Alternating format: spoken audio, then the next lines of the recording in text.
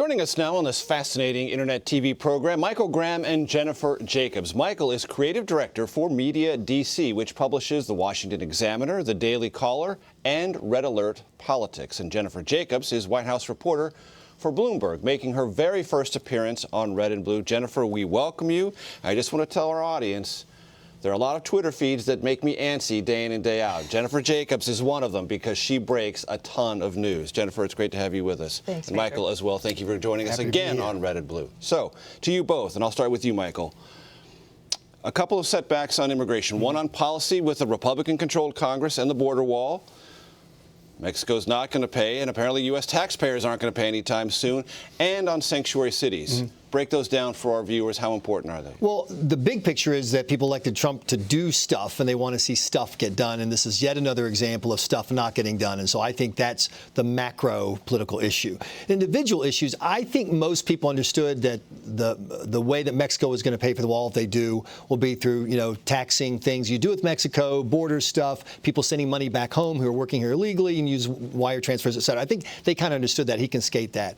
But this ruling from this judge, the whole executive order was largely bogus in the first place. It said, hey, Attorney General, go do what you can within the law to enforce the law, because there are commitments that law enforcement makes to the federal government. They already exist. And the judge ruled today, hey, you can't do anything that's not within the law. So, okay, that's all we were going to do in the first place. It is more politics, but it contributes to that sense that Team Trump does not have it together. They're not getting the job done. And Jennifer, before I go to you, a senior administration official told several reporters this afternoon that this was the Ninth Circuit, that's where this was handed down, going, quote unquote, bananas again. And this was shopping for the most hostile circuit to render a verdict of this kind, to block an executive order of this kind. Well, you can add something else to that. Judge Orrick is a contributor to President Obama. He was appointed by Obama after he raised about $250,000 for President Obama. But that's how judges work. That's how the system works. And I think this will be seen as much ado about nothing in the end. Will the border wall debate and Republican Congress's reluctance to embrace it, at least at this stage, be a bigger issue for this White House? Well, yeah, I mean, it is a big deal that they're backing off of it a little bit.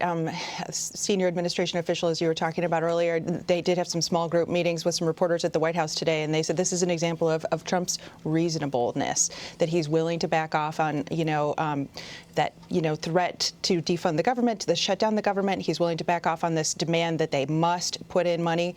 But they're still asking for some money for border security, and they're saying they need to have a certain amount of money to make sure that the military is well funded. They need to have some money for border security, but they're not demanding the full amount, which, of course, as you know, Democrats just absolutely dug in their heels on that and said absolutely not. And for our audience, a couple of things to remember. If you get this spending bill through by Friday, you need 60 votes in the Senate. It's one of those things that Democrats, if they were of a mind to, could block. And if the president held firm on that $1.5 billion that he said had to be in there for the border wall, that could have been something that risked a government shutdown. Those are 2 points. But it's also worth remembering, as someone who read Art of the Deal, and anyone who covered the Trump campaign had to read that book, not just once, but several times.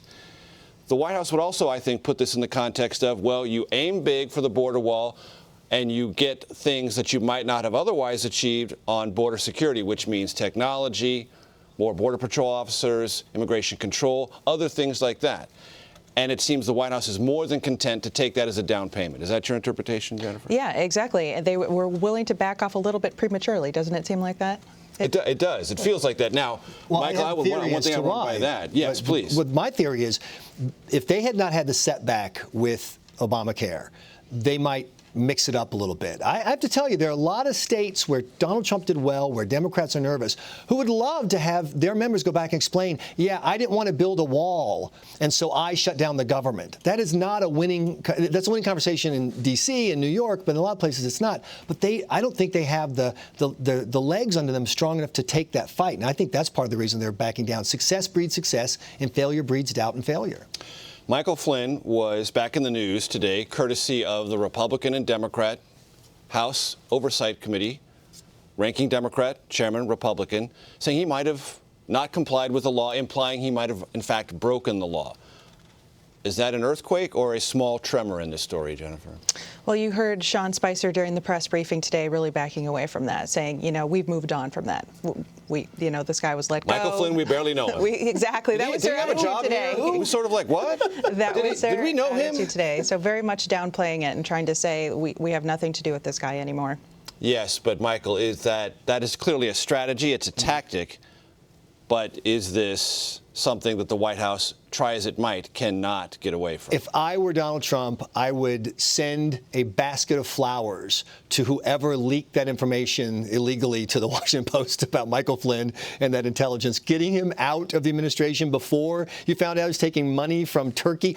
During the campaign season, he's taking money from Turkey. Now, of course, that basket of flowers would probably go to Susan Rice. That's another story.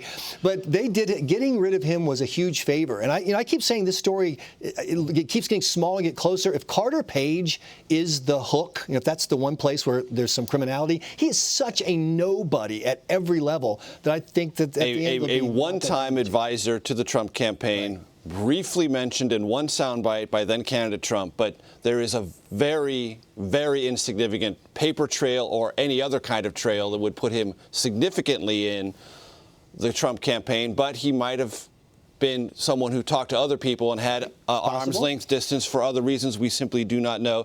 The Senate Intelligence Committee says it's going to look into that. Now, you said it's a gift to have Michael Flynn fired, but wasn't it not an act at some level of incompetence that he was hired in the first place? I think the word incompetence is far too mild. I mean, this is stupidity on an unimaginable level for an organized campaign. I mean, I ran campaigns back in the day to like the state level, and even our vetting for the South Carolina Secretary of State's office would have said, "Hey, wait a minute, there's some problems would have been here." more exacting. Yes. You're saying than it was from Michael Flynn. The fact that Michael Flynn got where he got should make everyone nervous, and I think that's why you hear a lot of Republicans talking about Trump's learning curve. And I don't know if they're right or they're wrong, but I think you make a case that Donald Trump seems to be one of these guys who's good on the uptake. He's a very different president this week than he was 80 days ago. Jennifer, it's fascinating. I'm sure you would agree that in some of the conversations reporters who cover the building every day, as you and I do, are having with senior administration officials, they're for the first time willing to even embrace the concept of a learning curve and saying the president has, in fact, learned. What do you think he's learned specifically about health care, and what might that tell us about how he's going to proceed in the next couple of weeks? Well, I know they've said one thing they've learned is not setting timelines, legislative timelines. They've learned not to say, we expect this to be done in 3 weeks or in the first 100 days or in the first year even. So I know they've learned a lot on timelines. They've learned a lot about how to deal with Congress and how each faction works. I mean, with, this new tax reform bill today that's going to be released tomorrow, in fact, there's a huge amount of, addition to the deficit that this is going to cause. And they are feeling this out. So they are in Congress today, meeting with some of these congressional members, trying to figure out where they feel.